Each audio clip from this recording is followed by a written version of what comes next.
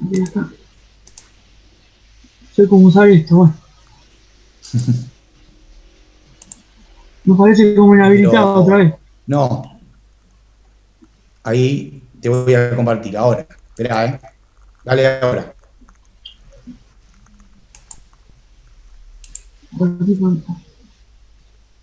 Acá.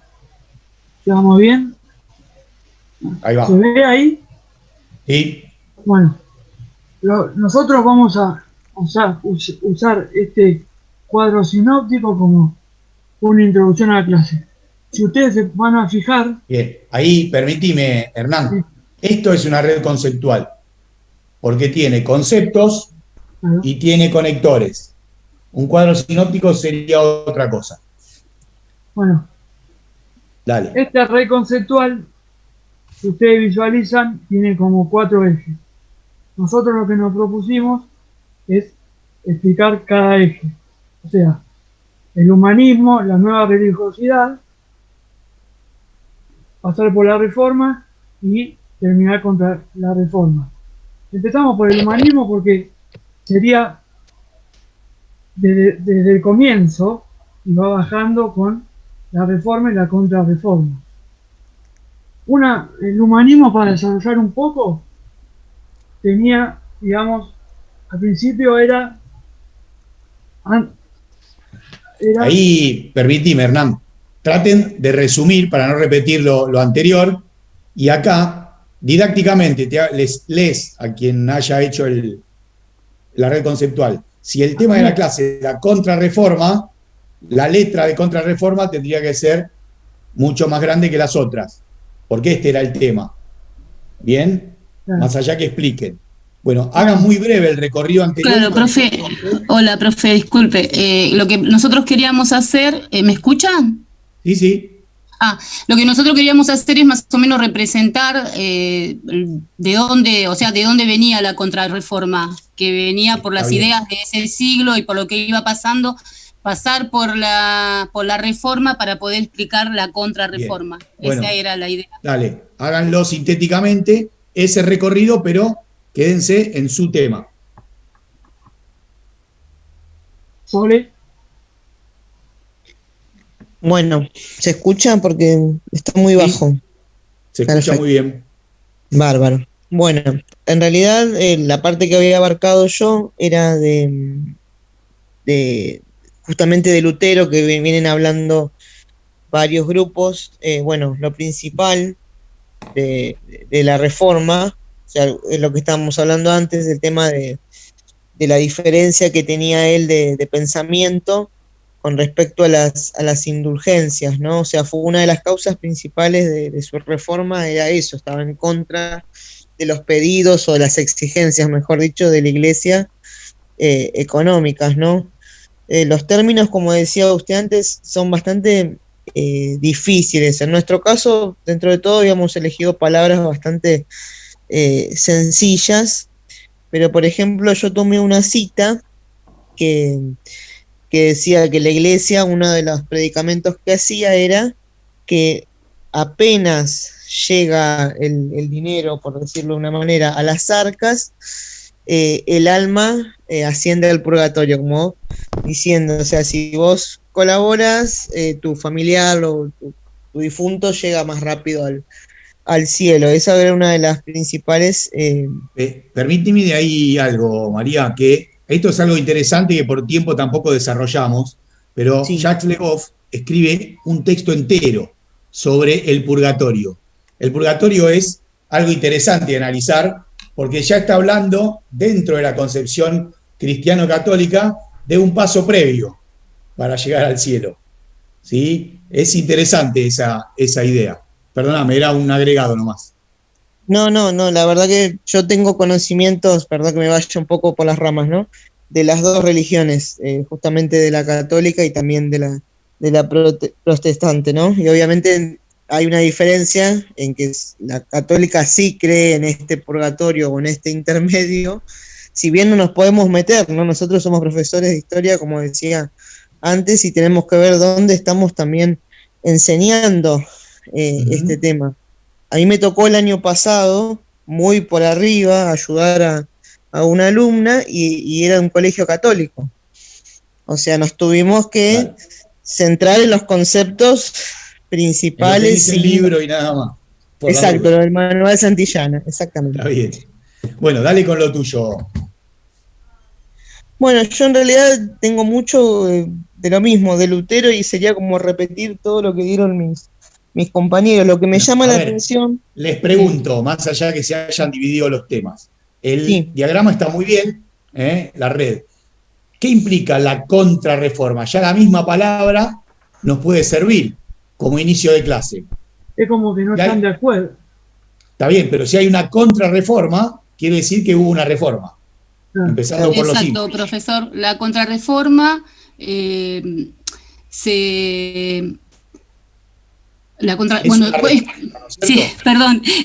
contrarreforma o reforma católica, ¿no? Que vendría a ser en contra del movimiento renovador que había hecho Martín Lutero, o sea, contra el protestantismo, ¿no? Bueno, todo esto tiene sus objetivos, fueron renovar la Iglesia y evitar el avance de las doctrinas protestantes, ¿no? También mantener el poder del clero católico, porque hasta ese momento ellos tenían, o sea, manejaban bastante todo el tema del poder, y combatir las ideas de Martín Lutero, ¿no? Ese era uno de los objetivos. Otro objetivo importante que tuvo la contrarreforma fue la transformación, ¿no? En las formas de los cultos y la adoración, así como el refuerzo de las enseñanzas que tenían los sacerdotes, porque no tenían escuelas donde les enseñaban y todo eso. También la devoción a los santos y a la Virgen María, porque el protestantismo no creían, ¿no? Ni en los santos ni en la Virgen. Bueno, y todo esto, por esto nacieron una serie de nuevas órdenes religiosas, como la Compañía de Jesús, que fue creada por Ignacio de Loyola y fue aprobada por el Papa en 1540. Y bueno, esta orden tuvo un rol fundamental para la expansión ¿no? del catolicismo, porque... Bien, y para afianzar también la idea en la expansión, claro, ¿no es cierto? Los jesuitas vienen a América, por ejemplo. Exactamente, ¿no? para la expansión en América, en Asia, en África, se hicieron colonias, ¿no? Donde fueron representando. Igual también hubieron, ¿cómo le digo? Hubieron muchas muertes, ¿no? Por esto, porque también se creó lo de la Inquisición, y bueno, todo el que no creía en la Iglesia Católica, bueno, eran considerados herejes. Y bueno, también con este tema de la Inquisición, mataron mucha gente, diciendo que eran, bueno, ahí fue donde se produjo la caza de brujas y todo eso, mucha gente murió quemada. Bien, eso que igual era una práctica bien medieval, ¿no es cierto? Viene mucho antes. Sí. Una cuestión simple acá, ahí la flechita debajo de Trento sigue el esquema, porque yo veo sigue mi compañero hablando sobre... Bueno, una sola cosita. El concilio de Trento es el concilio del cual sale la reforma. Por lo tanto, acá en el dibujo tendría que ir arriba, ¿no? Arriba, claro, empezar con eso. Bueno, dale, 1 minuto y cierren, dale. Bueno, Leandro. ¿Me escuchan? Sí. Bueno, yo voy a hablar del concilio de Trento, que obviamente... fue convocado por el Papa en ese momento, que era Pablo III, justamente en la ciudad de Trento, una ciudad que queda en el norte de Italia. Obviamente fue una duración que comenzó entre los años 1545 y terminó en 1563. Lo que trataba era como una respuesta a la reforma protestante y para aclarar ciertas cosas, diversos puntos doctrinales de la Iglesia Católica. Su objetivo era definir la doctrina católica y que los miembros en ese momento condenen la reforma protestante. obviamente cuando finalizó esto hubo unos ciertos acuerdos que, bueno, los principales acuerdos eran que el Papa era la máxima autoridad de la Iglesia, que el ser humano, la persona, iba a ser tipo la salvación, iba a ser salvado por la fe y por las obras, la austeridad del clero y también la veneración a la Virgen y a los santos. Esos fueron los... Perdóname ahí, puntos. Leandro, fíjate. ¿Sí? Pero están muy bien, ¿no? Porque hay cosas que reivindican, como la autoridad papal, la intermediación de sacerdotal, las obras pías, que era algo que el luteranismo criticaba, y la austeridad. Acá sí hay un reconocimiento, ¿no? En algo se dieron. Digamos, la iglesia austera era un reclamo. Es más, a partir de Trento hay bastante recorte a esta idea eclesiástica de acumulación. Bien, bueno, listo, cerramos muy bien, ¿eh? Está bueno el esquema. Bueno. Si ordenamos un poquito ahí las palabras, puede servir como disparador también, el juego de palabras. Fíjate bien. Si pueden mostrar dónde queda Trento para que sepan más o menos dónde por queda ejemplo, Trento. Contextualizarlo, bien. Ahí ya bien. Habíamos buscado un mapita. Lo comparto en 5 minutos y ya cerramos. ¿Lo tenés a mano? Sí. Ahora lo comparto de vuelta. Mi pantalla.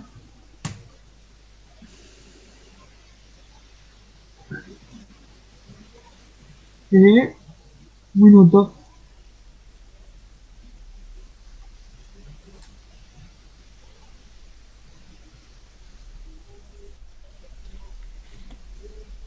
A ver si me lo reconoce. Si no, no importa, profe.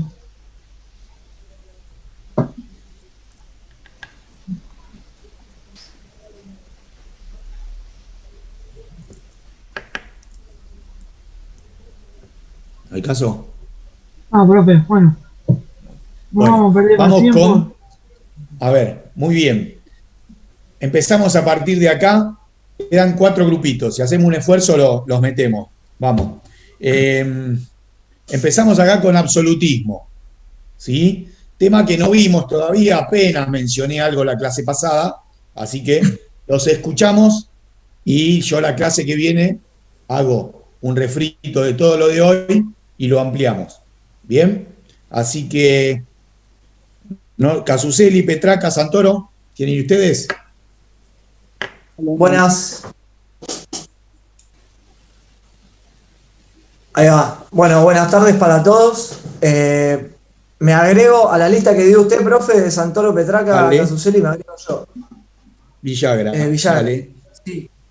Bueno, en primer término lo que vamos a dar es el tema de absolutismo y lo que habíamos pensado con los chicos en primer término, como para romper un poquito con la duda o para que los chicos se interesen, era en la frase de Luis XIV, ¿no? De el Estado soy yo. Ahora, nosotros pensando en una hipotética situación en el aula, era o ponerla en el pizarrón o incluso, que después los chicos se me rieron, era como si tengo un cierto nivel de confianza con el grupo, entrar y decir, acá el Estado soy yo, a ver si capturo la atención, por lo menos, y después a partir de ahí, ya sabiendo que los chicos saben lo que es el concepto de Estado, porque lo vieron en clases anteriores, empezar a ver qué juego se podía hacer con la opinión, de qué le generaba esa frase, qué habían sentido, si les había llamado la atención, y a partir de ahí, de un breve intercambio, comenzar con lo que es la contextualización,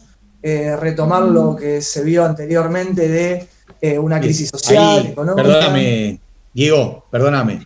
La idea está buena si previamente se reconoce que es un Estado, ¿no? Si un Estado implica control territorial, funciones de gobierno, división de poderes, etcétera, etcétera, leyes, y vos decís, bueno, el Estado lo represento yo solo, sirve.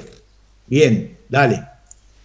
Sí, bueno, seguir un poquito con el contexto que te había comentado de lo que es la crisis social, económica, esta fragmentación escalonada del poder que se venía gestando desde épocas anteriores, ¿no? De la etapa medieval, y esto como una nueva etapa que es la modernidad, entrando ya en esa, y con un gobierno centralizado monárquico, ¿no? Que irrumpe con toda esta fragmentación, ¿no? Esta crisis, tratando de ganar fuerza dentro de los monarcas y dentro también de la clase noble, ¿no? Que ya venía debilitada.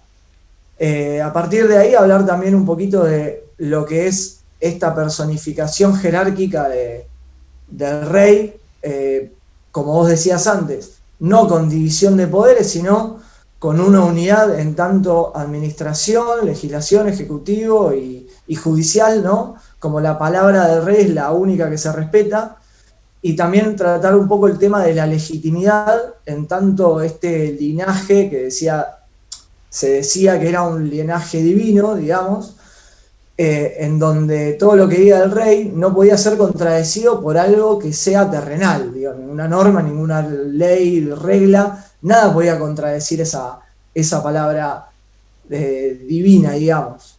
También pensar lo que es como la frase esa emblemática del Estado soy yo, de Luis XIV, en donde que se comienza en Francia, ¿no? Digamos, el Estado absolutista en el siglo XVI, contextualizarlo, que no es que pasó en todos lados, sino que es algo característico de Europa Occidental, los países referentes, Francia, Inglaterra, España en su momento. Bien, ahí permítame el grupo una situación. Esta concepción de Estado soy yo es bien de Francia y bien de Luis XIV. Entonces, ojo con eso. Sí entender el absolutismo como la concentración de la autoridad en el rey. Ahora, las prácticas de ese absolutismo no son las mismas en la Francia del siglo XV que en la del XVII, y tampoco en Inglaterra o en España. Bien, pero este esquema que ustedes hacen de Anderson está muy bien, resaltando los conceptos importantes, y sí, si querés, el eje de abajo, esas innovaciones institucionales, que son innovaciones porque son, si se quiere, en sentido moderno de los roles que implican a un Estado, pero todo subordinado al poder del rey. Bien. Sí, lo que te quería decir de antes era, si bien vamos a ver más adelante que el absolutismo en las diferentes regiones se fue modificando, lo que queríamos reflejar quizás era el concepto en general de decir, el Estado es el rey, o sea, listo, todo no escapa a su mirada. Después sí, ir diversificando en los diferentes territorios. Bueno, creo que ya hablé de lo que es Dale, vamos que usaste 5 minutos de los 8. Listo, Diego. Me pasé. Listo, Diego. Perdón, vamos con Petra. Bueno, nosotros intentamos sintetizar justamente con esta red, y yo me quiero quedar con este concepto de Anderson, ¿no? Que dice que el Estado absolutista es como un caparazón, que va a proteger los privilegios de esta nobleza amenazada, ¿no? Aparece este Estado potenciado, centralizado, justamente para proteger a esta nobleza. Por ejemplo, perdóname, ahí, ¿de qué habría que protegerse? Y del sistema de producción que estaba... Cualquiera, responda, ¿no es? El sistema de producción, la servidumbre que venían de... Viene gestando como importante que la nobleza se vea amenazada. ¿Cómo? Disculpe, ¿puede ser por el crecimiento de la burguesía? Exacto, por ahí viene la cuestión, bien. Bueno, y con respecto a esto que yo decía, que el modo de producción, ¿no? que venían en declive, el sistema de relaciones, y con respecto a estas innovaciones institucionales, como importante resaltar el ejército. Empiezan a aparecer estas sublevaciones, estas rebeliones de campesinos, que anteriormente se reprimían por aldeas. Al haber un ejército que responde a este rey, que se empieza a perfeccionar, a profesionalizar, a equiparar, también con los mercenarios y demás, ya estas represiones pasan a un nivel más general, territorial, no sé si llamarlo nacional, pero más abarcativo que responden a los dominios del monarca, ¿no? Del rey. Es el Estado el que genera represión, ¿no? El Estado represivo. Bien. Tal cual.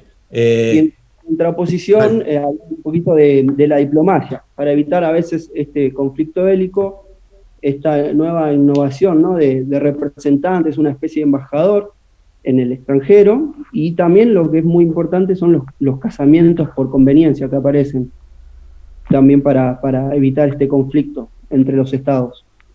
Muy bien. Bueno, a ver si cerramos los que quedan breve. Vamos que ya el tiempo quedó. Hay que rescatar, yo quisiera rescatar que, por ejemplo, durante esta etapa de los estados absolutistas, también en la etapa cultural del Renacimiento, en el que se trata de rescatar las costumbres grecolatinas. Dentro de las costumbres grecolatinas se rescata justamente el derecho romano. El derecho romano tenía como una característica principal y casi esencial la propiedad privada. Esta propiedad privada justamente va a ser la contraparte a la propiedad feudal de la Edad Media. De una propiedad escalonada se pasa a una propiedad privada. Luego, hay que recalcar que el derecho romano se dividía en dos. Estaba por un lado el derecho civil, que era las relaciones comerciales que tenían los ciudadanos y el rey, y el derecho público, que era lo que tenía el rey con sus súbditos. Todo este derecho romano y la propiedad privada justamente lo que va a hacer es favorecer el capital libre y incrementar esta burguesía que al pasar de los años va a ser cada vez más fuerte, y bueno, ya más o menos para el siglo XVIII va a ser un actor principal de la Revolución Francesa, por todo esto anterior que pasó, esta innovación. Bien. Está muy bueno eso, muy bien. Bueno, profe, y para hacer un pequeño resumen, el Estado absolutista es una monarquía absolutista con un sistema de protecciones, como es un ejército propio, como es tenemos una burguesía ascendente con ahora la posibilidad de tener una propiedad privada y una ley que le permite eso, y el Estado absolutista incorpora estas innovaciones institucionales que le permiten adquirir capital y enriquecerse.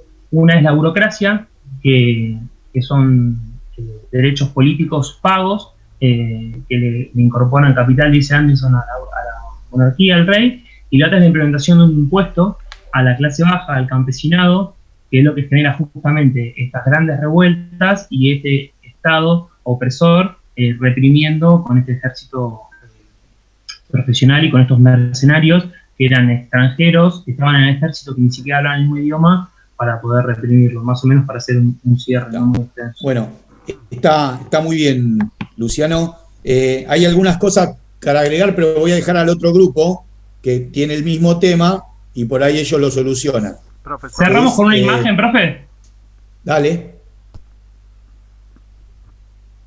Profe, perdón, no quiero interrumpir a los compañeros, pero en 10 minutos tenemos otra clase. Bueno, vamos a terminar este grupo y vemos cómo seguimos. Dale.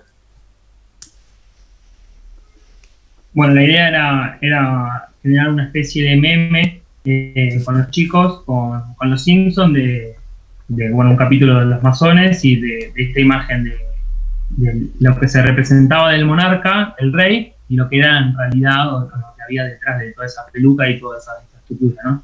El capítulo de los magios, ¿no? De los magios. Bien. Bueno, escuchen, que si tienen la otra clase, entonces, quedan 3 grupos. Nosotros el viernes que viene no tendríamos encuentro por Zoom. Vamos a hacer un encuentro, aunque sea de 40 minutos, para que estos 3 grupos que quedan puedan exponer, y hago de última una síntesis del tema absolutismo, y bueno, después lo seguiremos en la próxima. ¿Les parece? Bárbaro. Está bien, profe. No, porque si fuera por mí me quedo un rato más, pero si tienen otra clase no quiero pisar ahí. Quedarían el grupo de Arzamendia, Benítez, Ortega. Sí. Y después Francia, de Di Marcio Leiva, e Inglaterra, de Arias, Miguel y Bonomo. ¿Sí? Sí, así es. Bueno, Sí. entonces abrimos un Zoom el viernes que viene, cerramos los grupos y de paso aprovecho lo que yo les pensaba mandar por Classroom, que ya lo tengo medio armado, se los mando igual y hago una explicación breve y usamos, aunque sea 40 minutitos. ¿Listo? Dale, profe. Gracias, profe. Gracias, gente. Buen fin de semana. Hasta luego. Igualmente. Buen fin de, profe. Hasta luego.